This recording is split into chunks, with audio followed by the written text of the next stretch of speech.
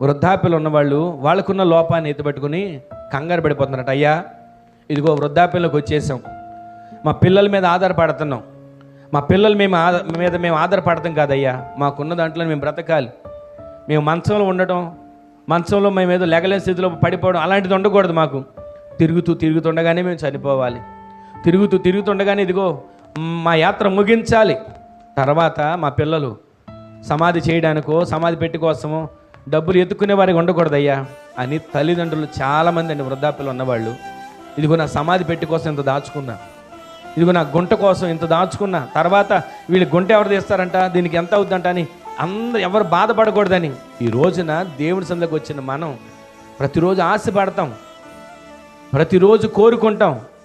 ఆయన చేసిన ఉపకారాలు తలంచుకోకుండా మన ఆ జీవితం కొనసాగిస్తున్నాం.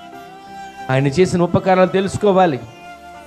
ఆయన మనకు పరిపూర్ణమైన సమృద్ధిని ఇవ్వబోతున్నాడు. ఆమేన్ చెప్పండి. పరిపూర్ణమైన సమృద్ధినే కాదు, పరిపూర్ణమైన ఆరోగ్యాన్ని దేవుడు నీకు దయచేయబోతున్నాడు. ఏ విషయంలో సమృద్ధి లేదని చెప్పి దిగులు పడే పరిస్థితి రాదు, ఎక్కడ ఆరోగ్యం లేదని కలవరపడే పరిస్థితి రాదు. నా దేవుడు ఈ నెలలో నీ పట్ల కార్యాలు చేయబోతున్నాడు. ఆమేన్ చెప్పండి.